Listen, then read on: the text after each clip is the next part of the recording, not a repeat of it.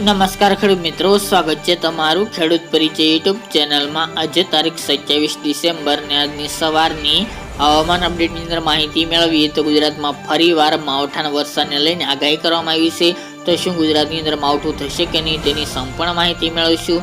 2 દિવસ ગુજરાતનું હવામાનમાં ફેરફાર જોવા મળી શકે છે। આ સાથે જ કડકડતી ઠંડીનો રાઉન્ડ ક્યારથી જોવા મળશે, તાપમાન કેટલું રહી શકે છે, સાથે જ પવન અને ઝાકળની પણ માહિતી આપણે આ વિડીયોની અંદર મેળવીશું। ચેનલમાં નવા હોય તો ચેનલને સબસ્ક્રાઇબ કરી દેજો અને વિડીયોને લાઇક આપીને ગુજરાતના તમામ ખેડૂત ભાઈઓને શેર કરી દેજો।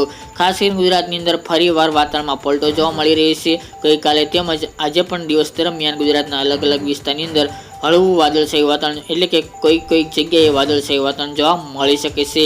હાલ ગુજરાતની અંદર 30 તારીખ સુધી વરસાદની કોઈ સંભાવના દેખાઈ રહી નથી। અત્યારે એક વેસ્ટર્ન ડિસ્ટર્બન્સ પસાર થઈ રહ્યું છે, જેની અસરના ભાગરૂપે ગુજરાતના વાતાવરણમાં પલટો હાલતો જોવા મળી રહ્યો છે। તેની સાથે ગુજરાતમાં ફરીવાર કમોસમી વરસાદની સંભાવના દેખાઈ રહી છે, જેમાં 30 થી લઈને 2 જાન્યુઆરી દરમિયાન ગુજરાતના વાતાવરણમાં ફરીવાર પલટો આવવાની સંભાવના છે, કારણ કે એક મજબૂત વેસ્ટર્ન ડિસ્ટર્બન્સ પસાર થવાનું છે, જેથી ઉત્તર ભારતના રાજ્યો તેની સાથે ગુજરાતમાં પણ તેની અસર અવશ્ય જોવા મળે તેવી હાલ તો સંભાવના રહેલી છે। હાલ તો ગુજરાતની અંદર એટલી બધી ખાસ અસર નહીં જોવા મળે। જો માવઠું થશે તો સામાન્ય માવઠું થાય તેવી સંભાવના છે, એ પણ સીમિત વિસ્તારોની અંદર, કારણ કે જે વેસ્ટર્ન ડિસ્ટર્બન્સ છે જેના કારણે ઉત્તર ભારતના રાજ્યોની અંદર જેમાં પંજાબ હોય, હરિયાણા, તેની સાથે રાજસ્થાન અને મધ્યપ્રદેશ સુધીના વિસ્તારની અંદર માવઠાની સંભાવના છે। IMD એટલે કે ભારતીય હવામાન વિભાગે આગાહી કરતા જણાવ્યું છે કે આ રાજ્યોની અંદર માવઠું થવાની શક્યતા છે 30 થી લઈને 5 જાન્યુઆરી દરમિયાન, જેથી ગુજરાતમાં અમુક વિસ્તારની અંદર પણ વાતાવરણમાં પલટો આવી શકે છે, જેમાં ખાસ કરીને બોર્ડર લાગુ વિસ્તાર રાજસ્થાન અને મધ્યપ્રદેશની જેમાં ઉત્તર ગુજરાતના વિસ્તારો તેની સાથે પૂર્વ ગુજરાતના વિસ્તારની અંદર અત્યારની અપડેટ મુજબ હાલ તો વરસાદની સંભાવના રહેલી છે। આ વેસ્ટર્ન ડિસ્ટર્બન્સને કારણે ઉત્તર ભારતના પર્વતીય વિસ્તારની અંદર હિમવર્ષા થવાની પણ સંભાવના છે, જેથી ગુજરાતની અંદર કડકડતી ઠંડીનો રાઉન્ડ જાન્યુઆરી મહિનાના પ્રથમ સપ્તાહની અંદર શરૂઆત થાય તેવી પણ હાલ તો ધારણા રહેલી છે, જેમાં 1-2 તારીખથી તાપમાનમાં ઘટાડો થશે, તેમજ હવે ધીરે ધીરે તાપમાન નીચું જઈ રહ્યું છે, સાથે જ વહેલી સવારે ઠંડી જોવા મળી રહી છે। આવી જ રીતે ઠંડી ચાલશે, ત્યારબાદ કડકડતી ઠંડીનો રાઉન્ડ આવે તેવી હાલ તો શક્યતા દેખાઈ રહી છે।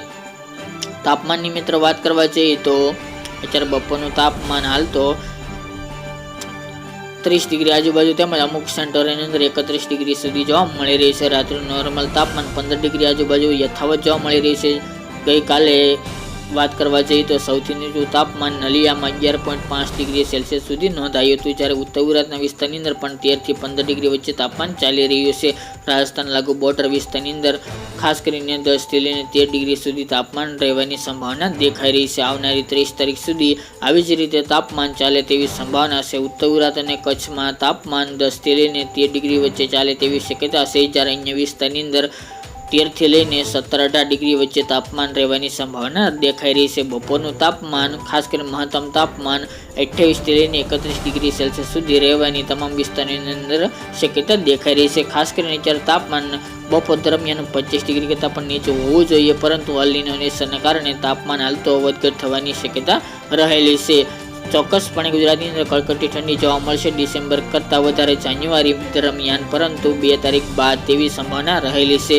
જો માવઠાનો માર ગુજરાતની અંદર પડશે તો અવશ્ય ઠંડીમાં પણ ઘટાડો થાય તેવી પણ હાલ તો સંભાવના રહેલી છે। ત્યારબાદ મિત્રો પવનની વાત કરીએ તો પવન અત્યારે નોર્મલ સ્પીડનો જોવા મળશે, આ સાથે જ ઝાકળ વરસાદ નોંધાય તેવી પણ હાલ તો સંભાવના રહેલી છે। તો મિત્રો આ ત્યાંની વહેલી સવારની અપડેટ ફરી એક નવા વિડીયો સાથે મળશું। જય જવાન જય કિસાન મિત્રો।